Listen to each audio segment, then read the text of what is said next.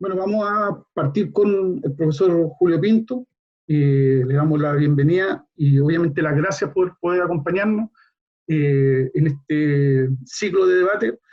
La invitación que le hicimos al profesor Pinto partía de algunas afirmaciones que como centro tenemos, bien generales por ahora, bien humildes y generales, así como diría mismo fue la discusión en torno al proyecto socialista en general, en torno a que es un centro que son integrantes, son de diversas universidades a nivel regional, de Santiago también, eh, y lo que buscamos es resituar desde el punto de vista historiográfico la importancia de la clase trabajadora y la izquierda chilena en los procesos de cambio y de transformación social. Tanto la clase trabajadora como la lucha de clase, entendemos, son sujetos, son procesos, son dinámicas fundamentales para entender los procesos de cambio, y en ese sentido nosotros nos estamos situando desde una perspectiva historiográfica que reconoce en el marxismo un aporte fundamental para dicho proceso. Por lo tanto, nos posicionamos gruesamente desde un ámbito, en una etapa inicial estamos armando estos debates, estos seminarios, estos ciclos de conferencias también, pero que tienen como finalidad justamente poder armarnos, dotarnos de una concepción un poco más propositiva en torno no solamente a la historiografía, sino también al aporte a la reconstrucción del movimiento popular en Chile. Así que eso de parte de nosotros. Dejo por fin a Julio Pinto, le damos las gracias, profesor, por estar acá en este primer ciclo, así que lo dejo ya con la posibilidad de partir. No sé si quiere decir algo para partir y luego hacerle las primeras preguntas. No, agradecer nomás la invitación y el honor de ser el invitado a la charla o a la jornada inaugural de este ciclo. Así que me siento muy honrado por eso y mejor aprovechamos el tiempo en iniciar ya la conversación. Bien, bien. Entonces, partimos con las preguntas. Una pregunta muy general que podría desarrollar ampliamente y tiene que ver con algunas de las afirmaciones que usted hace, eh, particularmente en un libro sobre la Unidad Popular, sobre la experiencia de la Unidad Popular cuando hicimos historia, y su artículo Hacer la Revolución, su capítulo Hacer la Revolución en Chile, donde dice que la experiencia chilena, la experiencia de la Unidad Popular, tuvo bastante de originalidad. O sea, hay distintos aspectos que releva usted en cuanto a la originalidad de esa experiencia, y por lo tanto me gustaría que pudiera explayarse un poco más sobre eso y particularmente responder alguna interrogante. Por ejemplo, ¿cuál es lo distintivo o cuál es la originalidad de la vida chilena en el socialismo?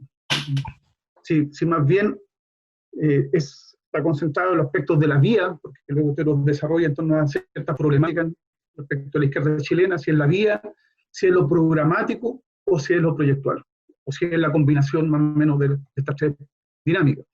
Entonces, ¿cuáles son, a su juicio, esos elementos de originalidad de la vida chilena socialista?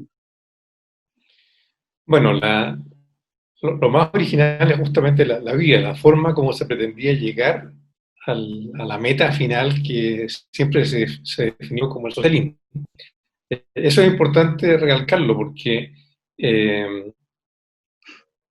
intentos de construir socialismo habían habido varios antes que el chileno en la historia, y en esos años había varios que estaban todavía en desarrollo, a través de distintos caminos, con distintas características.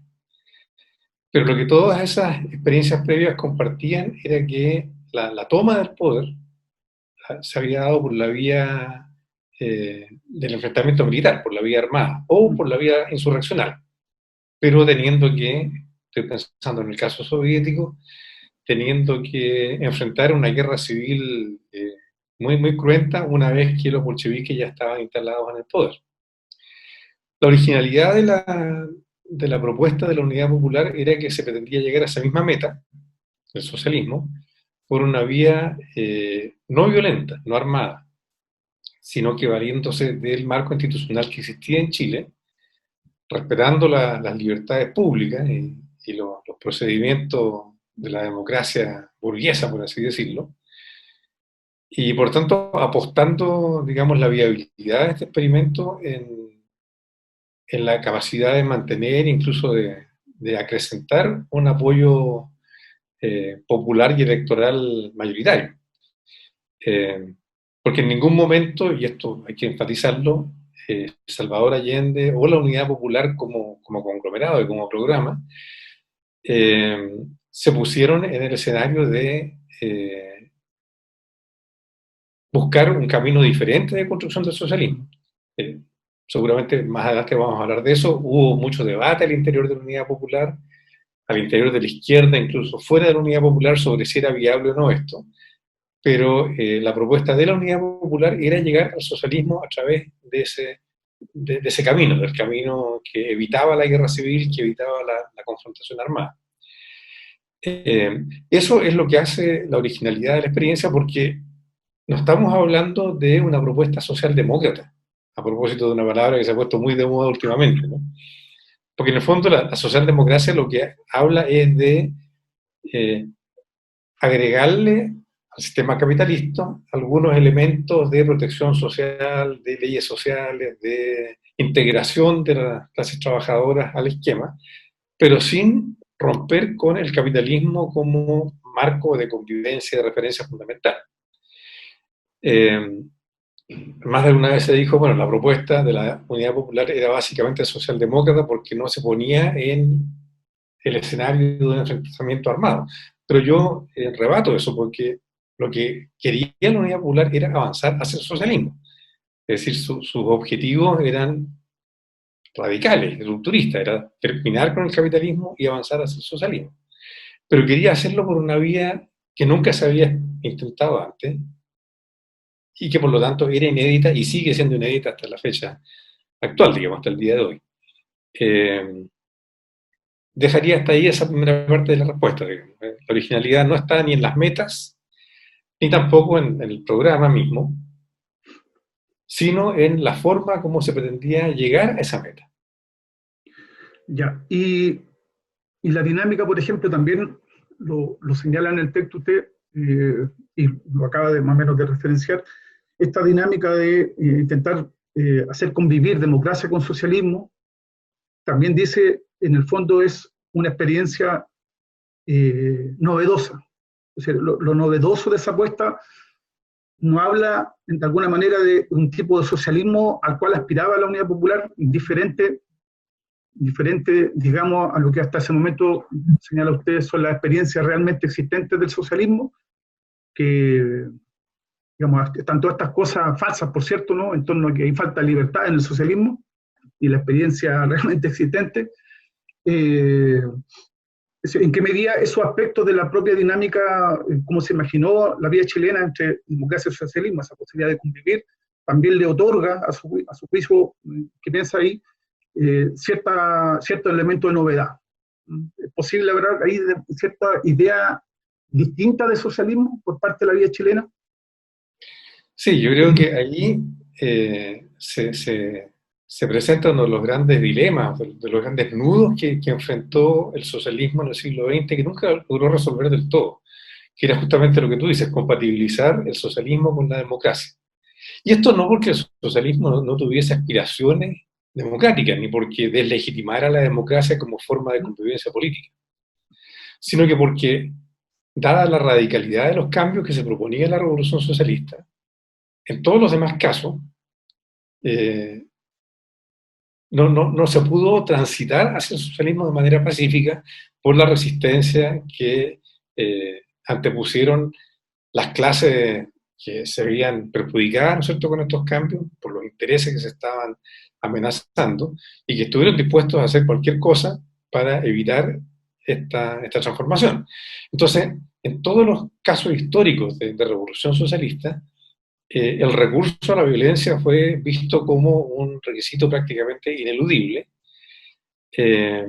porque de otra forma no se podía consolidar, digamos, la toma del poder por parte de las clases populares y, digamos, la duración suficiente en el poder como para efectivamente llevar a cabo las transformaciones que se estaban ambicionando. Pero ese fenómeno de la confrontación violenta, del recurso a la guerra civil, de la autodefensa del régimen socialista una vez en el poder, se tradujo en casi todos los casos en la implantación de prácticas bastante autoritarias, digamos, y de controles y de restricciones concretas a las libertades públicas, como una forma, repito, de autodefensa, casi como un mecanismo de supervivencia del experimento que se estaba llevando a cabo. Pero lo que tendió a ocurrir es que esas prácticas de autoritarismo o de suspensión que se quería temporal de las libertades públicas se prolongó en el tiempo casi indefinidamente. Y muchas veces, estoy pensando sobre todo en los países del bloque soviético,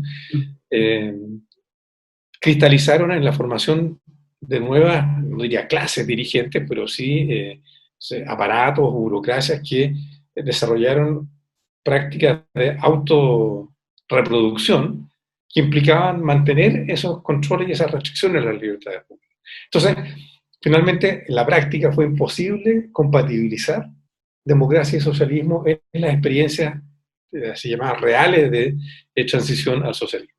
Lo que buscaba justamente la propuesta de la UP era evitar ese dilema por la vía de mantenerse dentro de los marcos institucionales, que fue por lo demás lo que siempre le criticó la izquierda más radical, en el sentido de que eso era una ingenuidad, porque era pensar de que las clases amenazadas y los intereses amenazados no se iban a defender con todas las armas posibles, digamos, y que por lo tanto esta propuesta necesariamente iba a terminar en la derrota. Pero efectivamente, en términos políticos y si tú quieres éticos, eso fue una de las cosas que motivó esta muy original y muy inédita estrategia para avanzar en la dirección del socialismo. Ya. Profesor, y en los aspectos programáticos, ¿qué de original, qué de nativo, qué de propio tiene la vida chilena?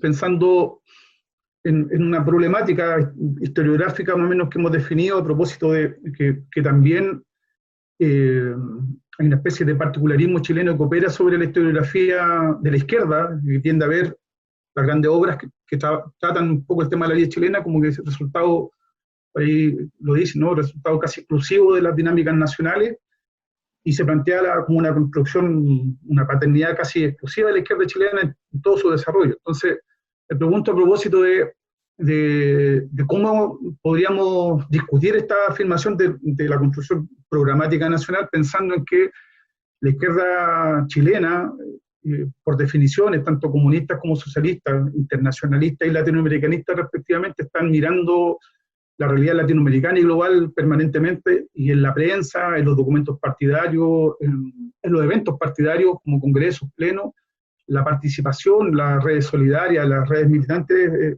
son importantes entre la izquierda chilena y la izquierda latinoamericana. O sea, Allende es una figura también importante a nivel latinoamericano. Entonces, ¿en qué medida la izquierda chilena sigue siendo mirada como aislada del resto del proceso latinoamericano? Y en qué medida también superamos esa especie de aislamiento de la izquierda chilena y que está dialogando con otros procesos latinoamericanos.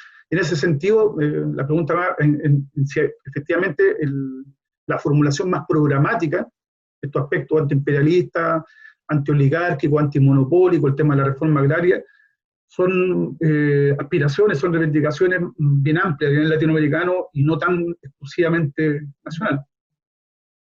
Sí, bueno, hay dos preguntas en una y en realidad, porque si apuntamos a la dimensión programática de la Unidad Popular, lo que estamos hablando es del programa de la Unidad Popular, las medidas que se definieron, ¿no es cierto?, como para ser realizadas durante el gobierno de Salvador Allende. Y esas medidas en realidad no eran tan radicales ni tan originales en comparación con otros procesos, incluso no revolucionarios que habían habido en Latinoamérica y en el mundo. Como tú dices, la reforma agraria, uno podría decir, era una reivindicación hasta cierto punto democrático burguesa, una especie de requisito para transitar a un capitalismo más maduro.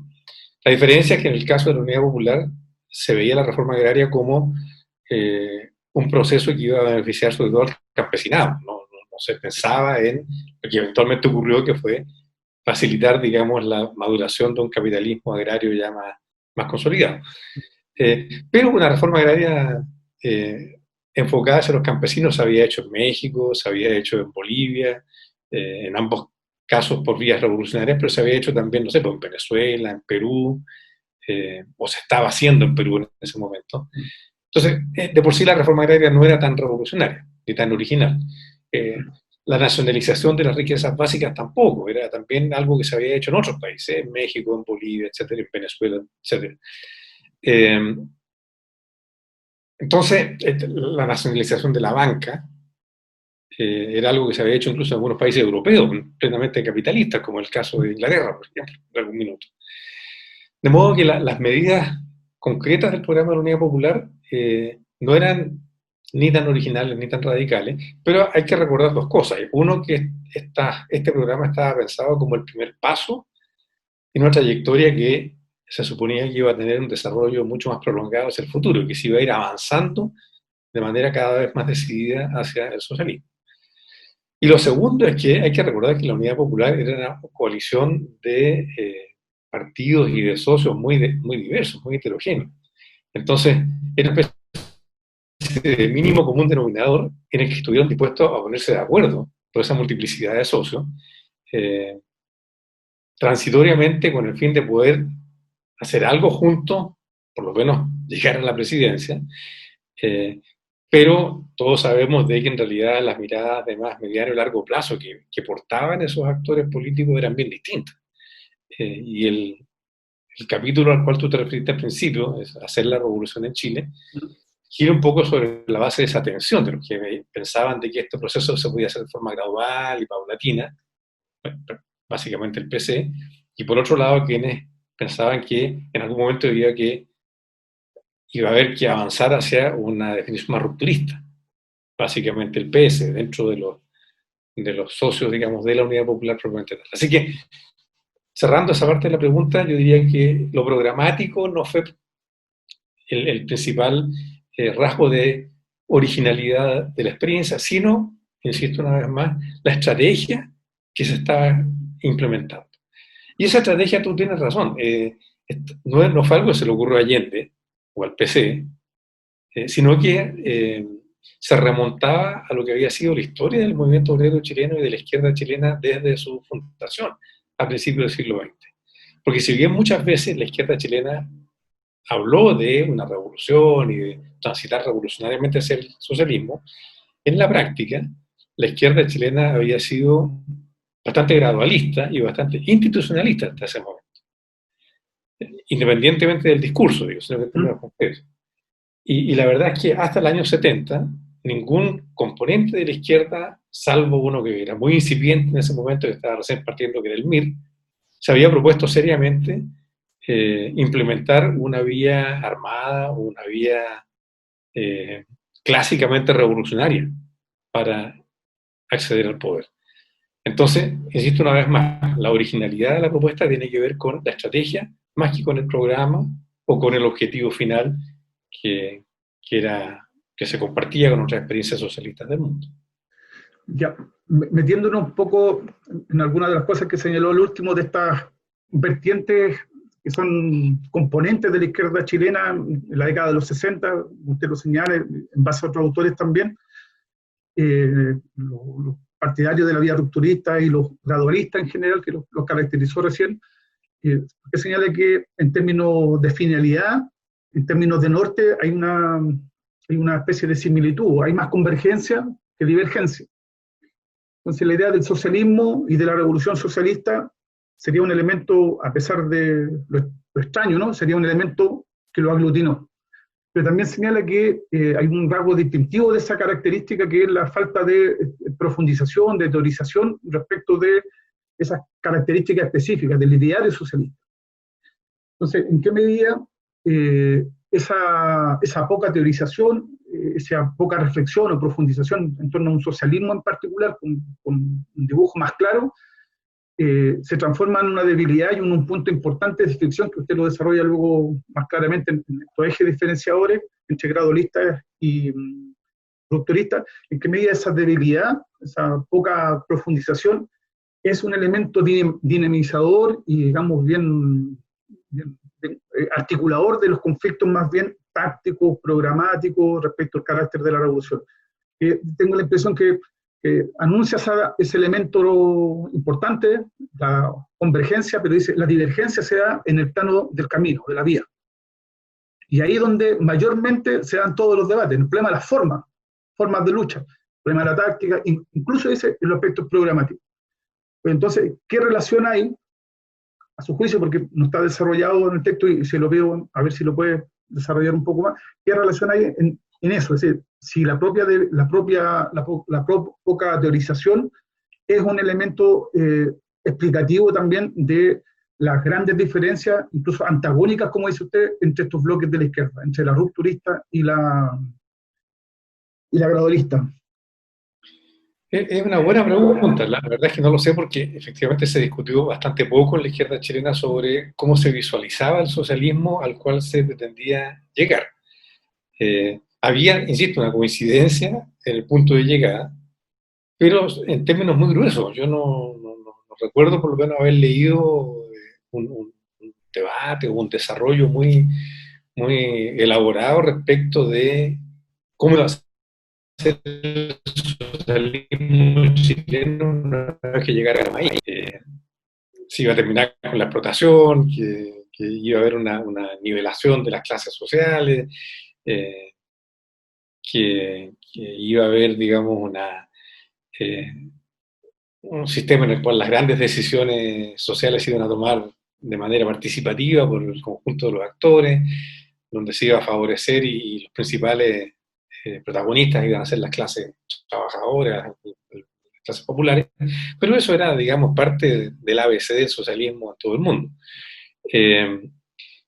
Entonces, si tú me apuras un poco, yo te diría que eso más o menos se da en casi todos los procesos de construcción de socialismo que hubo en todas partes. O sea, el propio Marx dedicó mucha más energía y tiempo y trabajo a caracterizar el capitalismo y las razones por las cuales el capitalismo era insostenible y debe ser superado, que en reflexionar sobre lo que iba a ser ese socialismo al cual se iba a llegar finalmente.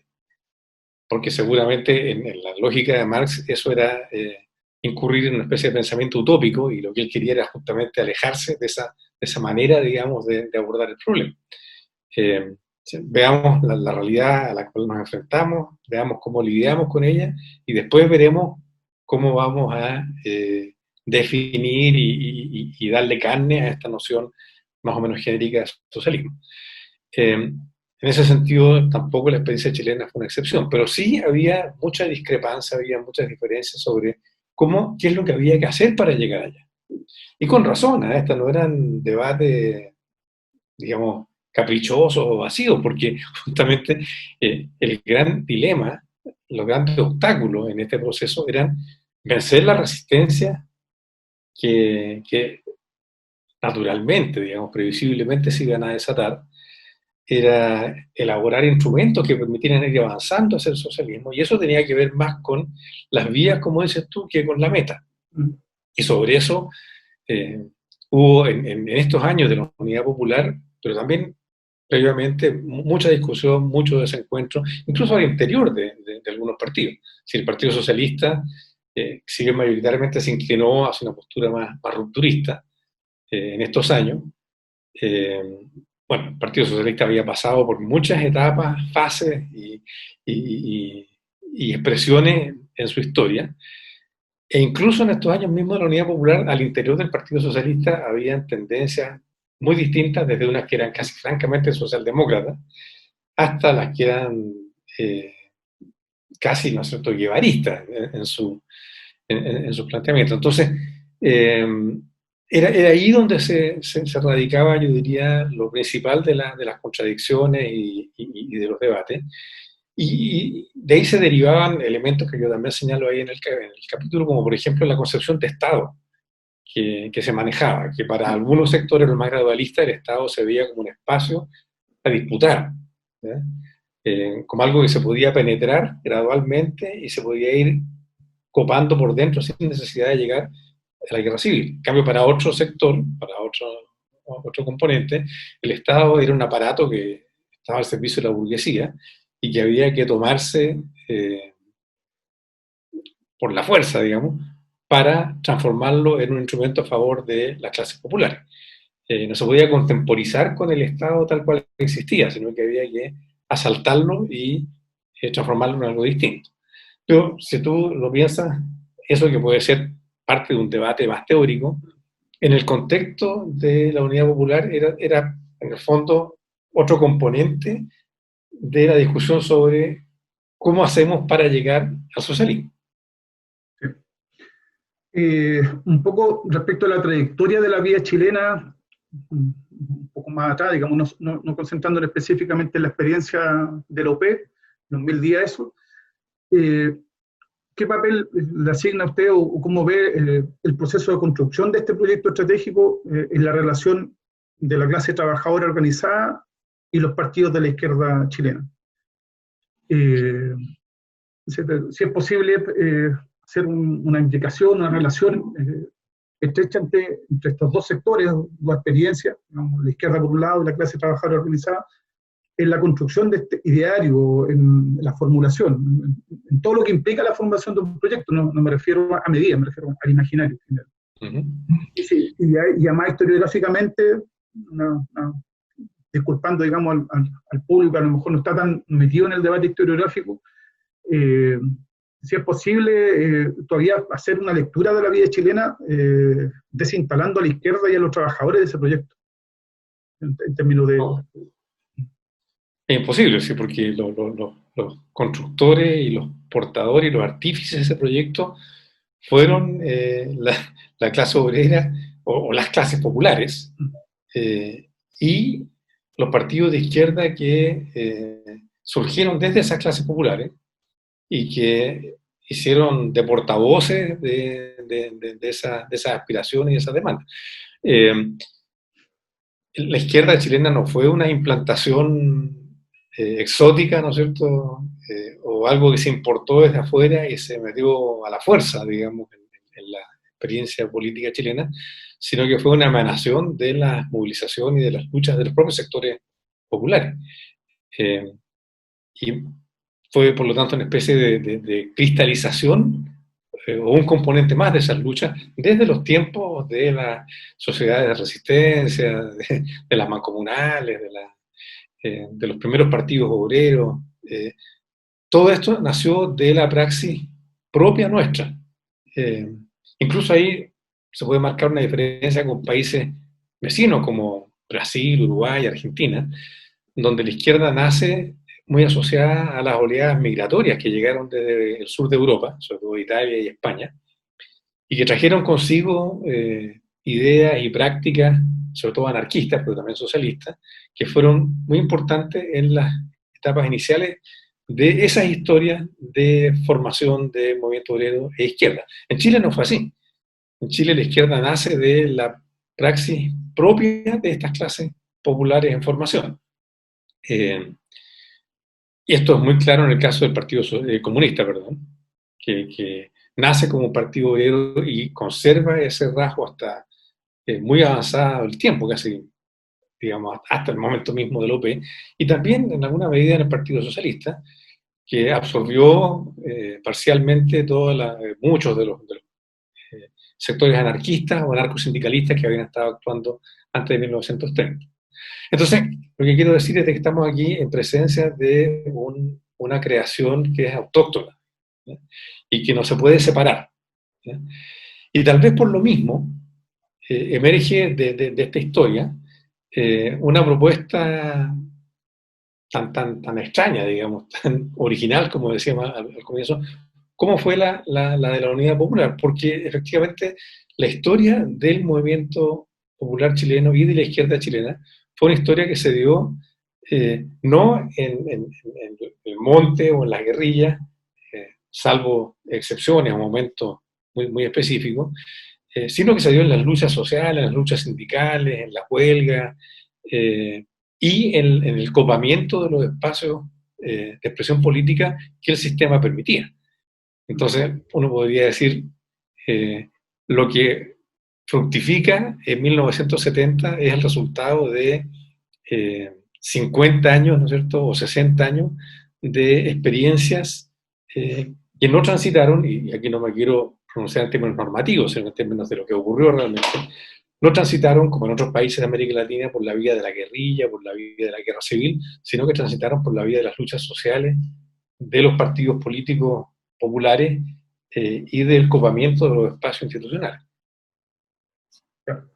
A propósito de esas últimas afirmaciones, en dos de los puntos ejes problemáticos que establece para hacer esta relación entre gradualismo y rupturismo, uno de ellos el del espacio geográfico y el otro el de las vías en particular, sobre todo en el de las vías y en el del espacio geográfico de menor medida, aparece esta idea de los rasgos singulares, que tanto las vías de la revolución, el camino pacífico, no armado, el camino electoral, y como la vía rupturista, vía armada o insurreccional, se utiliza de manera distintiva, pero esos dos grandes bloques tienen como centro en el debate que usted establece, y también un debate político de época, algunas afirmaciones que son importantes desde el punto de vista histórico. Y ahí un poco quiero que vamos a desarrollar un par de ideas. Es decir, primero, estos rasgos de singularidad, por una parte que dice la vertiente gradualista, y por otra que resalta incluso los niveles de excepcionalidad. Usted también acaba de hacer reseña ahí a la historia de la clase trabajadora, al movimiento obrero en particular, las características respecto a nuestros pares latinoamericanos, diferenciadores. ¿Qué papel creen ustedes juegan esas afirmaciones importantes desde el punto de vista historiográfico? Y si hay, por así señalar, alguna, no responsabilidad, pero si hay alguna autoría desde el punto de vista de la historiografía marxista en concreto, respecto de estas afirmaciones como las Fuerzas Armadas chilenas son constitucionalistas, son respetuosas de la soberanía popular. Incluso los documentos partidarios de comunistas fundamentalmente dicen son Fuerzas Armadas democráticas. Los discursos de Allende, cuando sale ya elegido presidente, resalta justamente. En Chile es posible porque nuestras Fuerzas Armadas son altamente democráticas y profesionales.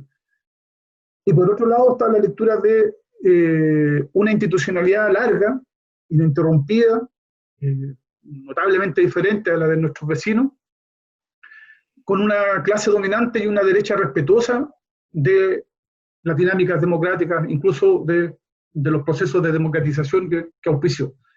Entonces, claro, hoy día tenemos una cantidad importante de trabajo, Verónica Valdivia, Cavarossi y Gorgoy, que han puesto en duda ese proceso limpio, sano, sin sangre, sin conflicto, sin represión, desde los 30 en adelante, ¿no? Y dice, bueno, la cosa acá es distinta, ¿no? Y se pone en cuestión esa afirmación del proceso de democratización sin violencia. Entonces, quería un poco, si podía profundizar, es de dónde nacen, en la izquierda, fundamentalmente, porque historiográficamente ya sabemos de dónde vienen, ¿no? Esta idea de la excepcionalidad, de dónde nacen en la izquierda, o cómo justifica la izquierda, por ejemplo, el PC, esta tesis respecto de que las clases dominantes y las Fuerzas Armadas son altamente respetuosas de las tradiciones democráticas, porque Chile es un país democrático, pensando que el PC viene saliendo de la ley maldita con apoyo, digamos, amplio de sectores, es decir, apoyaron la ley maldita, incluso con apoyo socialista, donde sectores del socialismo son parte del hacha, donde hay un alto porcentaje de anticomunismo en las clases dominantes. Entonces, ¿de dónde provienen, en la izquierda en particular, estas afirmaciones, o cómo las justifican, a la luz de la historia? Primero decir de que yo comparto con Verónica Valdivia, con Cavarossi y con Gojkovic la noción de que ni la derecha chilena, ni las Fuerzas Armadas, ni el empresariado fueron jamás muy respetuosos de la democracia ni de la libertad, y que cada vez que se sintieron amenazados, incluso lo más mínimo, rápidamente se olvidaron de las reglas del juego pacífico e institucional y no dudaron en recurrir a todo tipo de mecanismos represivos, violentos y extrainstitucionales para defender lo que para ellos efectivamente era lo más importante, que era la propiedad, lo que en algún momento Juan Carlos Gómez teorizó como la frontera de la democracia. Yo creo que los últimos trabajos de Verónica Valdivia sobre los dispositivos represivos que acompañaron este proceso de democratización del siglo XX han demostrado taxativamente que eso es así, y que no es la derecha supuestamente democrática y respetuosa de la legalidad que, por ejemplo, presenta Sofía Correa, la que de verdad ilustra lo que fue la derecha chilena. Entonces, creo que nos enfrentamos a la paradoja de que la izquierda y el movimiento social fueron, ellos sí, mucho más respetuosos de las libertades democráticas y de las normas y las instituciones legales que la derecha y las Fuerzas Armadas. Entonces, ahí tal vez habría una segunda paradoja muy curiosa de la experiencia chilena, donde esta izquierda revolucionaria, que siempre se planteó en términos de avanzar hacia el socialismo, que siempre, o gran parte de ella, se reconoció en el marxismo, que esa izquierda haya terminado siendo, en la práctica, mucho más legalista y mucho más democrática que la derecha, que los acusaba de totalitarios, dictatoriales y todo lo demás. Ahora, en ese contexto, lo que tú dices, los discursos estos del PC o del propio Allende que enfatizaban la legalidad y el constitucionalismo de las Fuerzas Armadas o la derecha, sin duda, y los resultados lo demostraron, no se acontecía con la realidad. Era lo que el propio PC en algún momento llamó el punto ciego del análisis político que venían desarrollando desde varias décadas antes. Y fue más bien casi como un querer autoconvencerse de que eso era así, porque si no lo era, la viabilidad de esta estrategia por la cual se pensaba llegar al poder y avanzar hacia el socialismo quedaba seriamente cuestionada. Entonces, es casi como, diríamos, este dicho de que no hay peor ciego que el que no quiere ver, es que si se iba a invitar, digamos, al mundo popular a adherir a esta propuesta, había que, de alguna manera, convencerlo de que los peligros que se enfrentaban no eran tan grandes. Entonces, lo que quiero también decir es que cuando yo digo que aquí hay una singularidad, como tú muy bien dijiste, en la historia política, ideológica, doctrinaria, estratégica de la izquierda chilena, no significa necesariamente que ese camino que se estaba proponiendo era el correcto, el más adecuado, el que iba a funcionar. En la práctica no funcionó. Pero también creo que la experiencia de la Unidad Popular nos invita a preguntarnos cómo resolvemos este tremendo dilema que hay entre la democracia y el socialismo y cómo los conjugamos, porque allí donde se tomó el otro camino, se terminó en experiencias que tampoco eran tan democráticas y tampoco terminaron siendo tan sensibles o tan fieles a las necesidades del mundo popular. Entonces, pero son falacias del imperialismo, profesor. Todas falacias. Bueno, si usted lo dice, claro. Pero hay ahí un tema no resuelto, y porque tampoco es fácil de resolver. Tomás Mulián, digamos, dedicó varios de sus escritos en sus mejores años, ¿no?, a plantear eso. ¿Qué habría pasado con nosotros si ganamos? ¿En qué nos hubiéramos convertido? La izquierda, en el hipotético escenario que hubiese triunfado en 1973.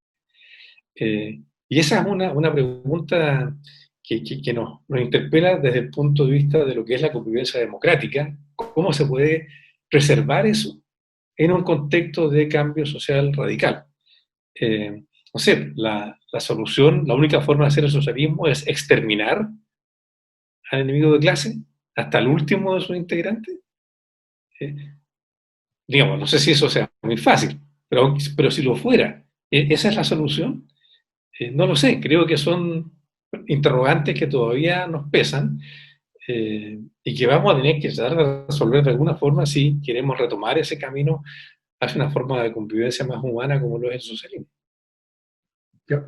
Entonces, diría usted que más bien se impuso una tesis política y, vulgarmente, ¿no?, diríamos, se acomodó la historia a lo menos de las clases dominantes y de las Fuerzas Armadas en función de esas tesis políticas. Sí. Claro, sí, lo que pasa es que, claro, revisando fuentes fundamentalmente, no hay mucha justificación en el PC y en Allende, o en los sectores socialistas que defienden la tesis gradualista, o estas afirmaciones, porque son de peso histórico significativo. Ahora, Claro. entonces, respecto de Pero, la... si me permite una interrupción, claro, yo creo que aquí hay un punto bien clave. Resulta que Allende era un político consumado y era un profundo creyente en las potencialidades ilimitadas de la política, ¿ya? Y parte de ser un político consumado es creerse el cuento de que uno puede lograr hasta las cosas más inverosímiles y más improbables por la vía de la acción política, lo que él llamaba su muñeca, ¿no? O sea, él decía, sí, nosotros estamos proponiéndonos algo que es inédito, que es muy osado, que es muy audaz, que se enfrenta a una serie de amenazas y de riesgos, pero justamente esa es la esencia de la política, el proponerse hacer cosas que nadie ha hecho y tener la capacidad de actuar y de maniobrar de tal forma que se pueden hacer esas cosas.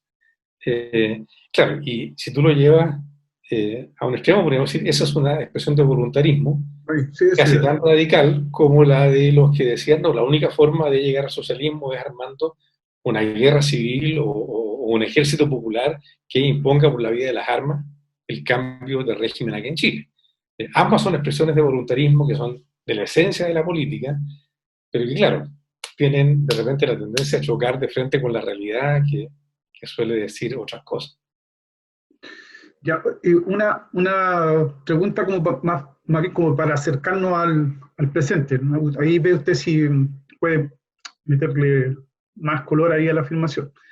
Eh, Así como problematizan esta relación entre democracia y socialismo y pensar un mundo, digamos, distinto, incluso a las propias experiencias del socialismo realmente existente, ¿en qué medida también repensamos hoy día esas tesis respecto de las Fuerzas Armadas y respecto a las clases dominantes? Si tenemos una experiencia cercana, inmediata, digamos, desde el punto de vista temporal, que es la revuelta nuestra de octubre, y donde ya no solamente la derecha formalmente, sino que sectores incluso de la autodenominada socialdemocracia chilena juega papeles fundamentales en torno no solamente al resguardo del orden, sino que a la defensa de un modelo de manera irrestricta. Entonces, también cómo estas tesis, y por eso insistía en la elaboración, es decir, si son tesis, es la propia historiografía marxista la que construye un relato sobre esto, o son tesis políticas. Entonces, ¿en qué medida hoy día reservamos también ese debate respecto a las Fuerzas Armadas y el carácter en esencia que tienen las clases dominantes en torno a temas como democratización y profundización de derechos sociales? Entonces, Es una pregunta del $1.000.000, que si yo tuviera la respuesta no estaríamos aquí conversando seguramente, sino que estaríamos en otro tipo sí, de acción. es que se lo hago, profe, porque, por ejemplo, ayer, escuchando a Jadwe, decía dos o tres cosas muy parecidas al relato de los 60, ¿no? Es decir, no hay que mirar afuera, hay gente que le encanta mirar afuera. Acá nosotros, nuestra realidad determina la viabilidad.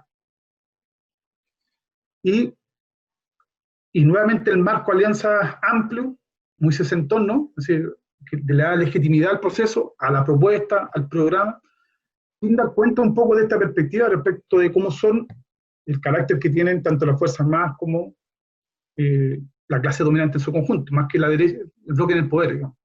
Eso. Yo diría, más que una respuesta, alguna línea de ¿Sí? posible reflexión.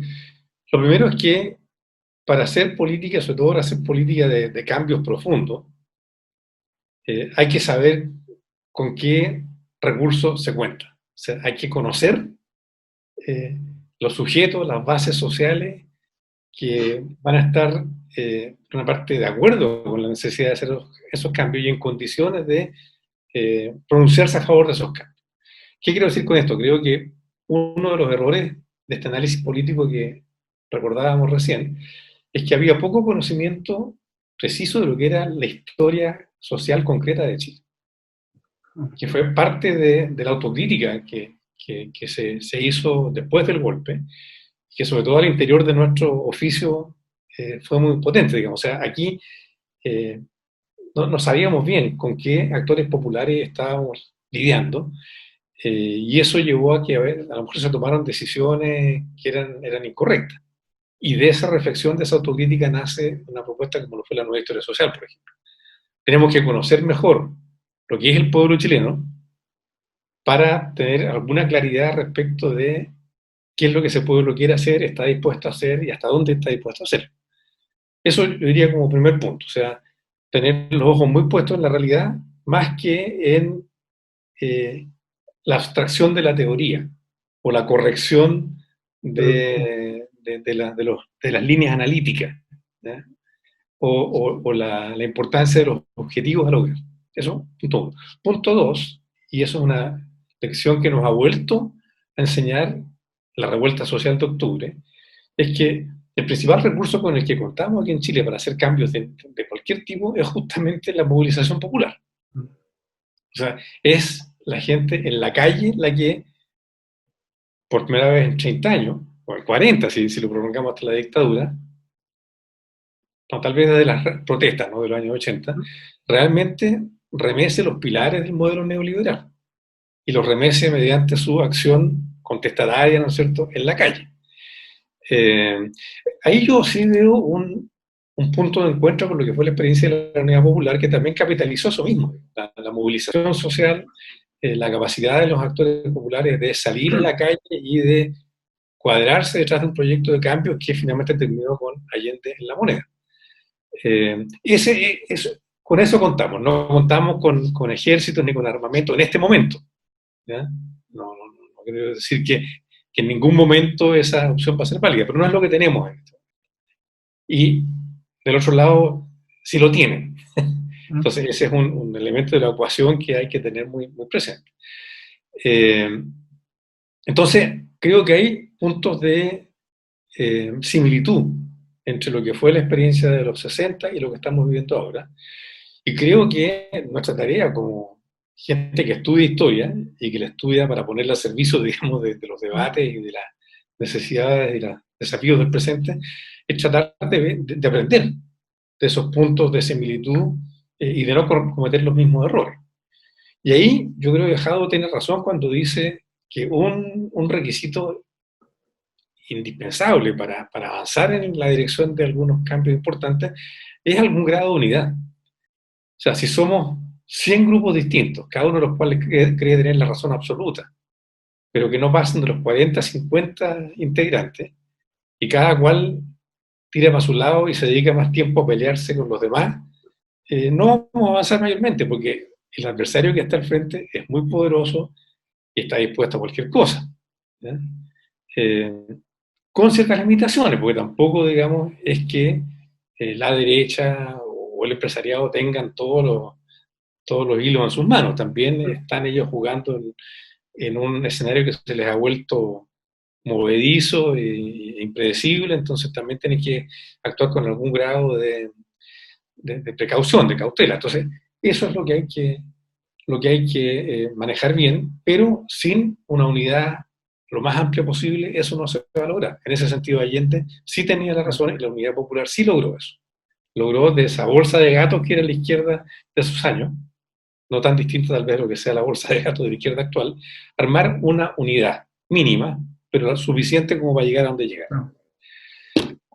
Y lo otro, que yo creo que sí tenemos que rescatar de esa experiencia, y que tú lo nombraste al principio de nuestra conversación, es el tema programático.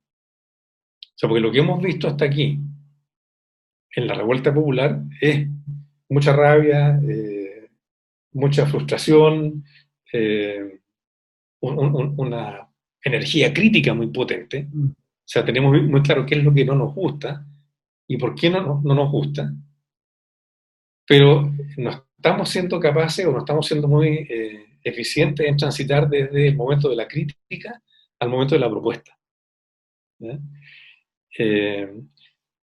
Yo decía hace un rato que el programa de la Unidad Popular era un programa mínimo, pero había algo por lo menos.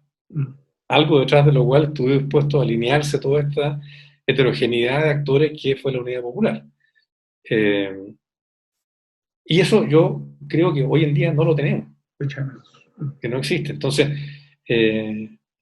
ahí hay una lección de esa experiencia que deberíamos nosotros tomar muy en serio ahora y tratar de emularla. O sea, sin un programa, sin una hoja de ruta de para dónde queremos ir y cómo lo queremos hacer, no vamos a llegar más allá de la manifestación, de la concentración, del saqueo, de la crítica. Eh, ahí tenemos una tarea Tarea pendiente. pendiente. Mire, profe, volviendo un poco a los 60, 70, voy a hacer una pregunta como más vinculada a una problematización que sale de su texto, que dice que gradualistas y rupturistas tienen diferencias importantes, antagónicas, incluso dice, plantea que son un factor determinante, incluso fundamental en la derrota de la vía chilena, de la UP. Esas diferencias, dice, son dos estrategias distintas. Una izquierda fracturada con dos estrategias distintas, rupturista y gradualista. Pero leyendo con detalle las afirmaciones que hace para cada uno de los ejes, en torno a, primero, el tema de las vías, luego el espacio geográfico, ¿cierto? El de las vías, lucha armada, la otra electoral, el del espacio geográfico, los rupturistas por la revolución continental, o en el marco de una revolución continental latinoamericana, la gradualista en el marco de la experiencia nacional, y luego el Estado como el tercer elemento eje problematizado. Uno es por cooptarlo, como decía, utilizarlo, y otro es por, incluso más allá, construir los embriones del poder popular que superen definitivamente el Estado y sea la base de la construcción social. Entonces, pero en dos de ellos, en el caso de las vías, es sumamente crítico respecto de, bueno, es crítico analiza críticamente las dos vertientes, pero me llama la atención que en el caso de la vertiente rupturista hay dos afirmaciones que son importantes respecto de, una del MIR, que dice que el MIR no pasó más allá de la retórica del discurso en torno a la lucha armada, en ese periodo en particular, estamos hablando del 65 al 70, hasta el triunfo y un poco más, incluso cuando asume Allende por niveles de participación a nivel de masa más que en el tema militar específicamente. Entonces, salvo asalto a bancos, supermercados, por parte del MIR, salvo la participación en la defensa de toma de un fondo por parte del PS, estas organizaciones, las dos en particular, que son los ejes de la vía rupturista, no fueron más allá en torno al desarrollo de acciones concretas vinculadas a una estrategia de poder que tiene que ver con la lucha armada. Entonces, eso primero, es una afirmación importante. Y la segunda, cuando se refiere al tema del espacio geográfico, dice, independiente que el sector rupturista tenga como referencia lo continental, lo internacionalista, el triunfo y la asunción de Allende, particularmente dice a partir del triunfo de Allende, esta vertiente rupturista sucumbió ante las particularidades, ante, comillas, la excepcionalidad chilena. Y por lo tanto, la lucha cotidiana, la coyuntura, las dinámicas nacionales, la sacaron, no a lo menos discursivamente, seguían con la solidaridad internacional, pero sus esfuerzos fueron caminados a resolver los problemas de la propia dinámica nacional. Entonces, aquí va toda la reflexión. ¿En qué medida, qué piensa usted respecto de seguir planteando esta afirmación de dos grandes bloques en la izquierda chilena, con una estrategia totalmente distinta, gradualista y rupturista, cuando al menos la rupturista, cuyo eje fundamental era la lucha armada, no la desarrolló ni tampoco tuvo, a juicio de usted y documentado también otros historiadores, tuvo un desarrollo material. Y por lo tanto no abrió camino, ni tuvo camino propio, sino que más bien, como lo señala usted, se fue desarrollando y fue tomando protagonismo en el propio camino de la vía chilena. Es como que es un sector de la izquierda que va a la cola de la vía chilena y en ese proceso va haciendo la revolución, como usted dice. Entonces, porque no observo el desarrollo ni teórico, ni político, ni en hechos concretos, que es lo más importante, el desarrollo material de una estrategia rupturista que haya peleado en sí el camino de la vía chilena. Entonces, la pregunta es si todavía es posible seguir insistiendo en esta construcción sobre dos vertientes con dos estrategias distintas. Es decir, mi opinión es que, claro, hay dos vertientes claras, tan definidas, pero es posible hablar del desarrollo de estrategias totalmente distintas, a lo menos en ese periodo 65-73. La pregunta de nuevo tiene Sí, varias dimensiones, varios niveles. problematiza su A ver, afirmación. en términos discursivos, claramente había una dualidad, había una polaridad de estrategia en los años de la UP, que venía construyéndose desde antes, pero que llega a su paroxismo en los años de la UP, en el peor momento, Enfermo.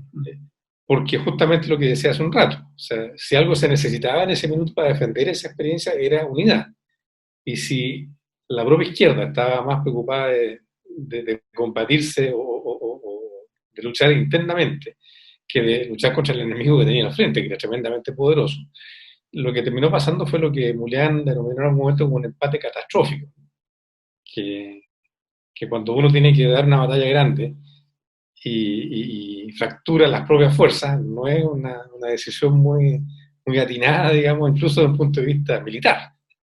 O sea, para la gran batalla hay que tener las fuerzas alineadas y apuntando en la misma dirección, no en rencillas internas, no atravesadas por rencillas internas. Entonces, creo que en la práctica esta dicotomía tuvo efecto catastrófico, que a lo mejor el resultado habría sido el mismo, posiblemente, ¿ya? Aunque hubiesen estado muy unidos, pero no lo sabemos porque ese fue un escenario que no se desarrolló. Ahora, eso por un lado. Por otro lado, tú dices, en la práctica, no en el discurso, lo que había era una sola estrategia que se estaba desarrollando, que era la de la unidad popular, la gradualista, porque la otra se mantuvo en esos años solamente a nivel del discurso.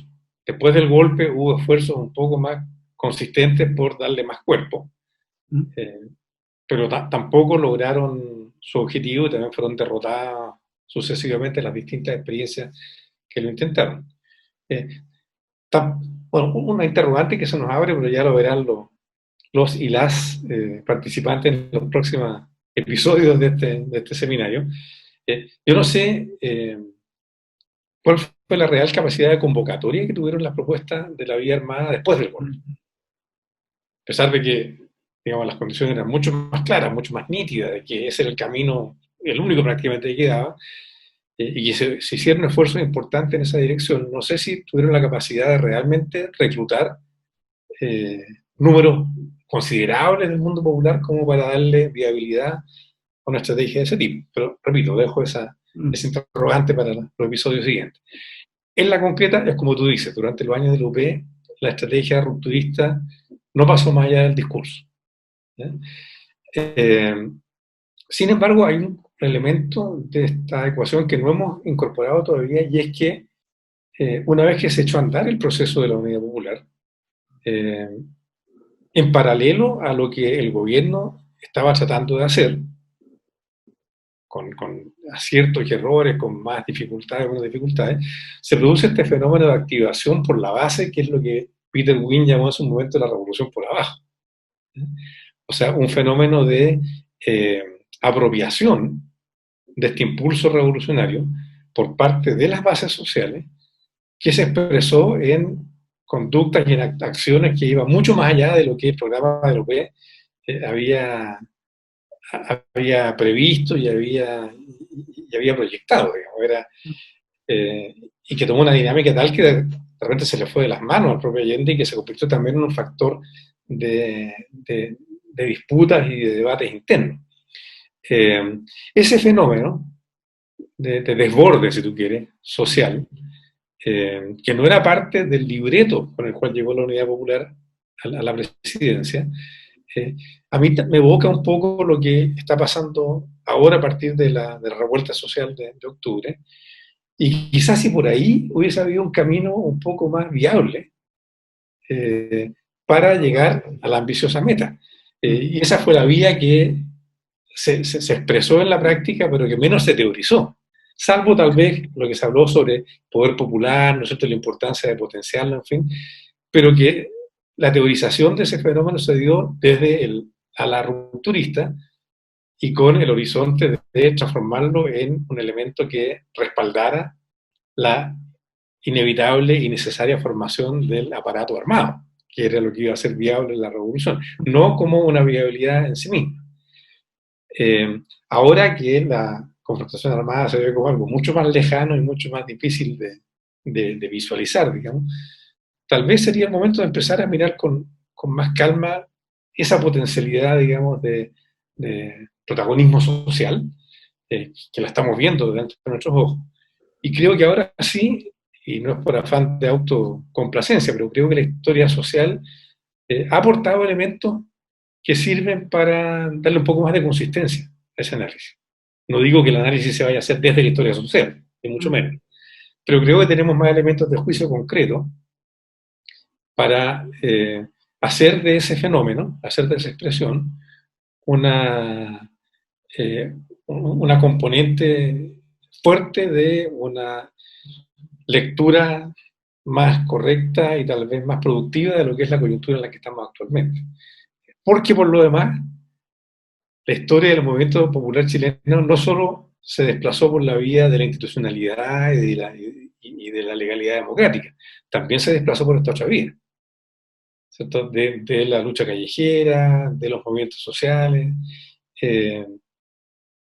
Y eso creo que es un elemento que no le hemos prestado toda la atención necesaria desde un punto de vista de elaboración política.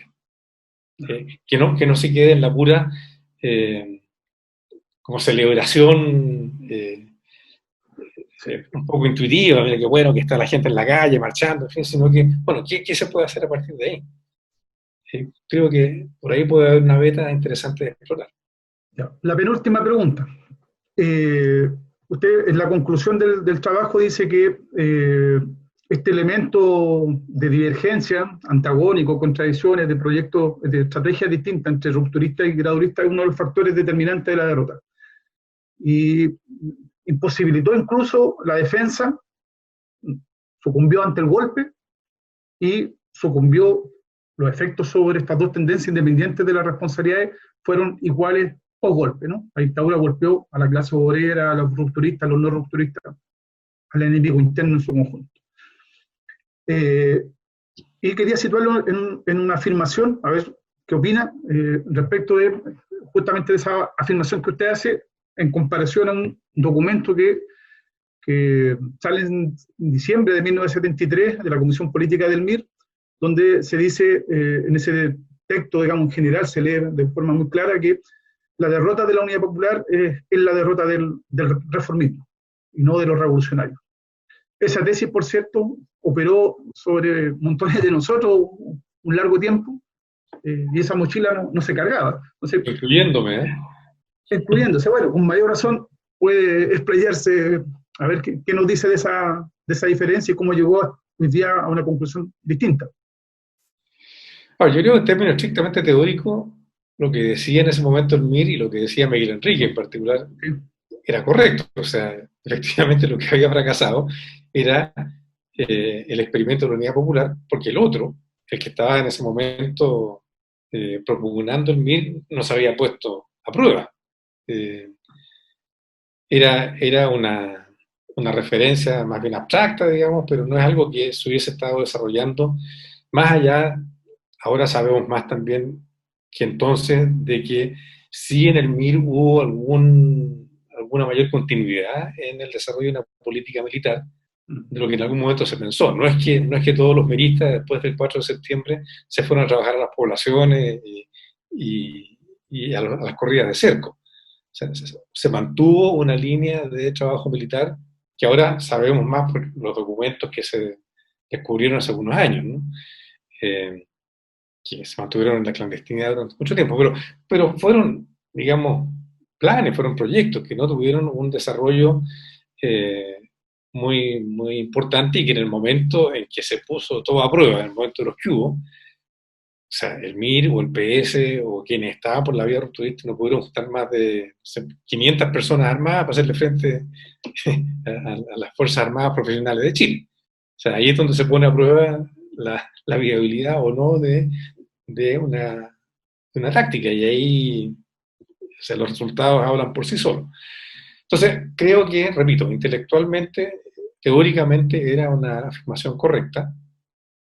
En la práctica esa propuesta no prosperó y fue arrasada por el golpe. Pero tampoco, mirando ahora ya más lo que siguió, hacia la capacidad que tenemos de mirar retrospectivamente, ¿no? Tampoco la propuesta de la confrontación armada que se intentó desarrollar a partir del 73 y hasta el 90, tampoco le fue mucho mejor. También fue derrotada, en sus propios términos. Sí. O sea, hubo una derrota militar. Yo sé que cuesta de repente decir eso y siempre se desatan, digamos, pasiones muy intensas porque además lo que se puso en juego y los costos que eso tuvo fueron altísimos. Y yo los conozco porque estuve ahí, digamos, y sé que no es algo que se puede decir livianamente, pero en la práctica, mirado desde el punto de vista como lo hace la estrategia militar, ¿no es cierto? Ganamos o perdimos, perdimos. ¿Ya? Entonces, no funcionó el reformismo o el gradualismo durante la Unidad Popular, pero tampoco funcionó la vía armada y la construcción de un ejército popular en los 17 años que siguieron al golpe de Estado. Entonces, desde hoy, yo creo que estamos en condiciones de decir ninguna de esas dos propuestas prosperó. Yo iría aún más lejos. Si uno analiza lo que ha sido la experiencia de la izquierda revolucionaria en América Latina, con la posible excepción de Cuba, yo diría que la estrategia de la vía armada tampoco le fue muy bien. O sea, hay que mirar en qué está Nicaragua hoy en día, digamos, donde hubo una revolución armada victoriosa, pero que después como que implosionó, así un poco como por lo que le pasó a la Unión Soviética, por los mismos años, por lo demás. Entonces, tampoco es que esa propuesta haya tenido resultados tan exitosos. Y por lo tanto, si estamos en el plan de pensar en serio políticamente, no solo si vale la pena rescatar el sueño socialista, que yo creo que sí vale la pena, que los valores y los principios y las formas de concebir la convivencia humana que están detrás de esa propuesta siguen siendo muy vigentes el día de hoy y sin duda mucho más dignos de defensa y de admiración que el capitalismo en el cual vivimos. Si tomamos en serio eso y seguimos pensando que vale la pena rescatar algo de eso, no podemos evitar la evaluación de la forma en que tratamos de hacerlo en el pasado y que no nos funcionaron. Ahora, que no haya funcionado una vez no significa que no vaya a funcionar nunca, pero hay que partir por lo menos por tomar conciencia de que no funcionó y tratar de entender por qué no funcionó. Y ahí es donde yo vuelvo a insistir, tampoco es que yo tenga la película tan armada ni tan clara, ¿no? Estoy reaccionando un poco a estas preguntas bajo la línea de flotación que me estás haciendo tú. Pero creo que de repente hay recursos que no hemos calibrado ni hemos mirado con la suficiente atención. Vuelvo a hablar del tema de la movilización social, pero que tampoco por sí sola basta, porque retrotraigo lo que decía hace un rato, si esto no se canaliza, no se proyecta para algún lado, va a disiparse, digamos. Por mucha energía que se haya acumulado, si esa energía no se lleva para algún lado, se va a diluir. Creo que ahí hay un punto que hay que considerar. Y el otro punto es que tenemos que mirar con mucha frialdad y con mucho realismo el mundo y el Chile en el cual nos toca vivir hoy, que no es el Chile de 1970. Los actores sociales no son los mismos, aunque algunos de los problemas y las contradicciones tengan claras resonancias, pero el pueblo chileno actual no es el pueblo de 1970 ni es el pueblo de 1920. Y ahí a mí me gusta la propuesta, la idea que levantó Carlos Ruiz del nuevo pueblo. Hay un nuevo pueblo que está en las calles, que es la principal herramienta con la que contamos para avanzar hacia algo mejor que lo que tenemos, pero hay que partir por conocer ese nuevo pueblo y entender cuáles son las claves mediante las cuales se concibe a sí mismo y se comporta. Y eso es otra tarea pendiente. Ya. Y la última pregunta justo tiene que ver con alguna de las afirmaciones respecto al socialismo y de Carlos Ruiz. por ahí en prensa fundamentalmente, en entrevistas junto con Arratia, han señalado la importancia de mirar en retrospectiva la experiencia de la Unidad Popular, los 60 y la experiencia de la Unidad Popular en particular, a propósito de una reivindicación actual respecto al socialismo. Entonces dice, hay que rescatar esa experiencia y rescatar elementos de esa experiencia, de esa práctica, pero también elementos de esa construcción socialista. Ahí mi pregunta es, en el caso de usted, ¿qué cosas rescataría tanto de la experiencia de la Unidad Popular, como para cerrar este ciclo de entrevistas, qué experiencias rescataría de la Unidad Popular, qué aspectos, qué elementos, y qué rescataría también de la experiencia socialista, en el sentido que, como dice usted a propósito de Carlos Ruiz, este nuevo pueblo en la cosmovisión, también un concepto de moda, ¿no? De Carlos Ruiz, no existe la clase, no existe la clase trabajadora. Y por lo tanto, si rescatamos socialismo, lo rescatamos sin clase trabajadora, sin sujeto, ¿qué cosa? En esa combinación de la experiencia con de la Unidad Popular, el socialismo, y con esta cosa del nuevo pueblo a cual hizo alusión recién. Eso. Facilita hasta la pregunta.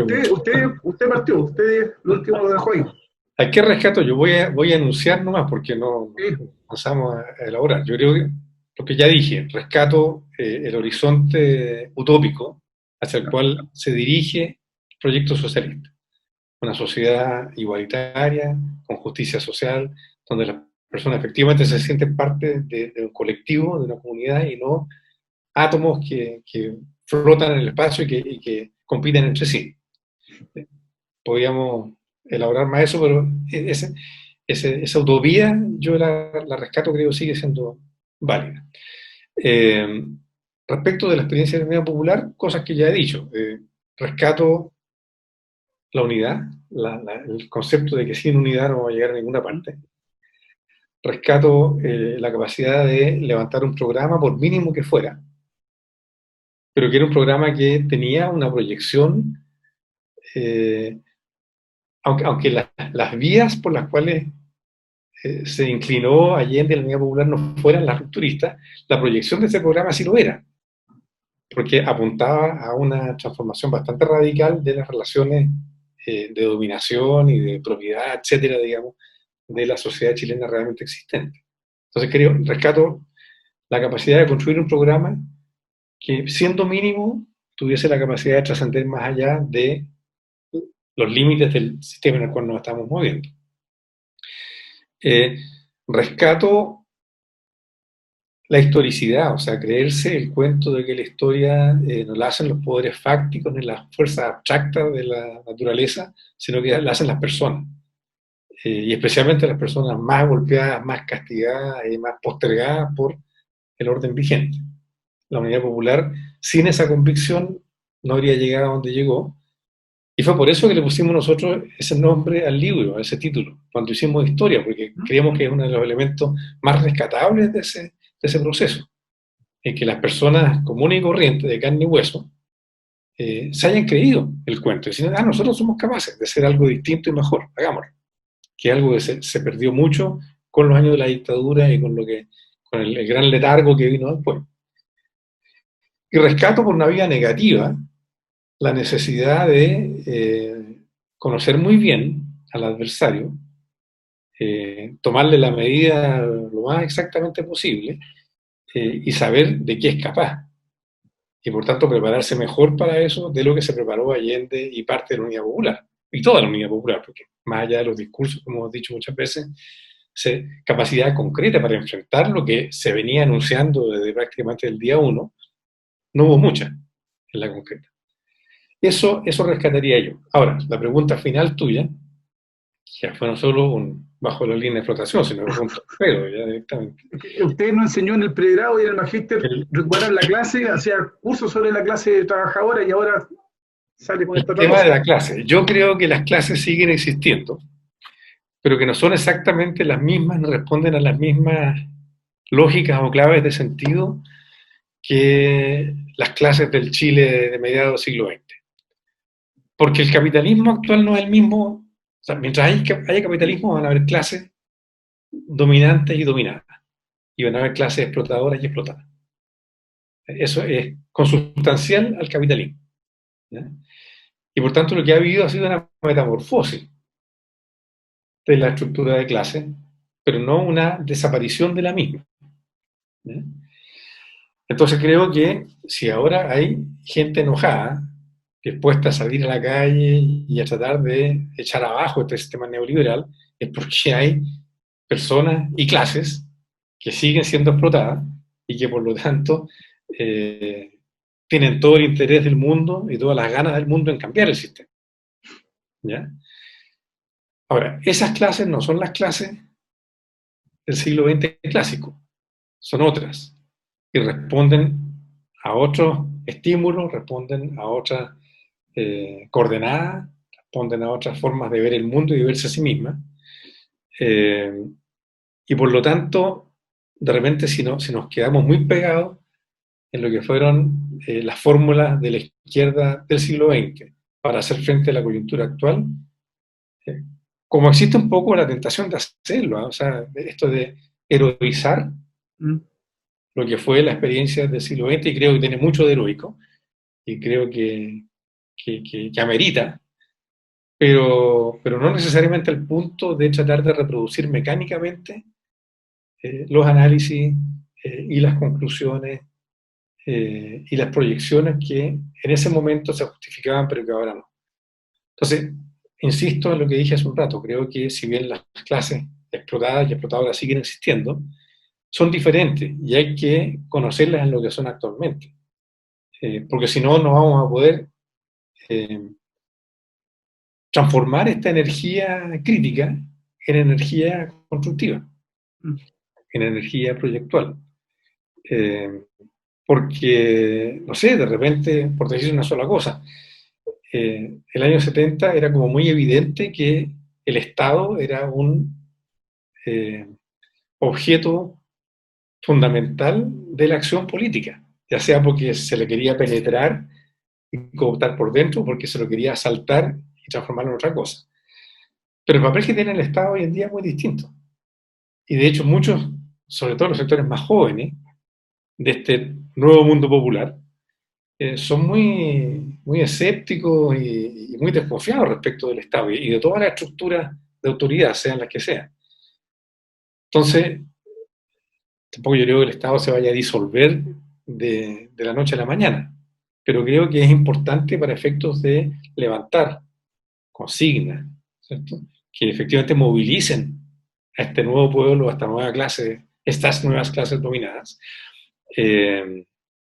Hay que entender de dónde viene ese sentimiento de desconfianza hacia lo estatal y ver qué es lo que podemos hacer con ello, o sea, cómo procesamos eso.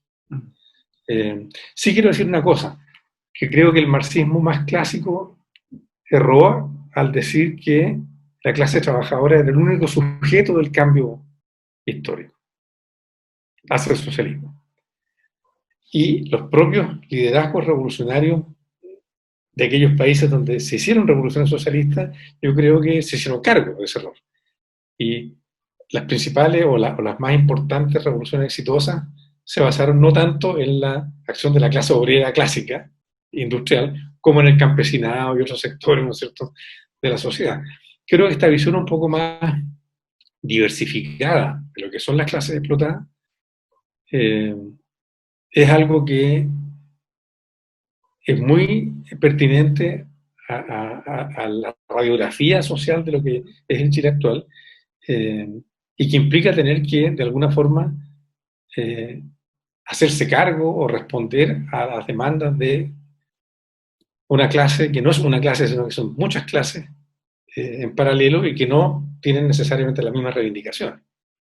Pero sin todas ellas empujando al mismo tiempo en la misma dirección, vamos a tener 30 o 50 años más de neoliberalismo. Bien, profesor, no sé si quiere cerrar con alguna idea, algo que se le haya quedado, como en los programas de televisión, ese minuto de confianza. ¿Quiere plantear alguna cosa de ese? que se le ha quedado por ahí guardadita. O sea, he quedado en un estado de agotamiento total después Sí, llevamos una hora y media. Bueno, profesor, de le este damos la... interrogatorio al cual fui Sí, sometido. no, fue una conversación muy grata, profesor. Como siempre, agradecer la voluntad, el propósito de voluntarismo, de estar ahí siempre dispuesto para las invitaciones, para el debate, también con las posibilidades actuales que nos ofrece este medio, pero también pensando un poco en las afirmaciones que se hacen respecto al presente. Y ese es el sentido que le dimos a este ciclo de debate, es decir, revisar la experiencia de la Unidad Popular, mirando, poniendo los ojos justamente en el presente. Así que agradecemos, digamos. Me gustaría decir una última cosa, y creo que es muy importante en este momento para nosotros como izquierda, y es que nadie tiene la fórmula mágica por sí solo, o en un pequeño grupo así como de iluminados, que nos va a sacar de este atolladero y que nos va a permitir aprovechar esta oportunidad histórica en la cual estamos situados. O sea, este es un momento de inflexión histórica, no se da muy seguido, o sea, como cada 50 años más o menos, y nos está tocando a nosotros vivirlo. Y no tenemos las hojas de ruta y los manuales y las fórmulas establecidas que sí tenían o creían tener nuestros antecesores de los años 60. Entonces creo que es muy importante como para no volver a meter la pata, partir de ese acto de humildad, de decir, miren, no, nadie tiene la fórmula mágica, nadie sabe cómo es realmente este nuevo pueblo chileno, qué es lo que realmente quiere, eh, cómo se va a comportar en esto y qué indicaciones hay que darle como para llevarlo para un lado o para otro. Eh, entonces, lo que yo creo que más se necesita ahora es una dosis de humildad que nos permita tomarle el peso a la magnitud, digamos, de la tarea que tenemos por delante, pero a partir de una evaluación muy aterrizada, con los ojos muy abiertos y con la mente muy abierta de, de dónde estamos y con quiénes estamos y no pensar de que tenemos nosotros la única respuesta posible y que si somos 10 y nadie más nos cree, todos los demás están equivocados y nosotros no. Creo que ese fue uno de los grandes errores de la izquierda en el siglo XX y creo que no deberíamos repetir.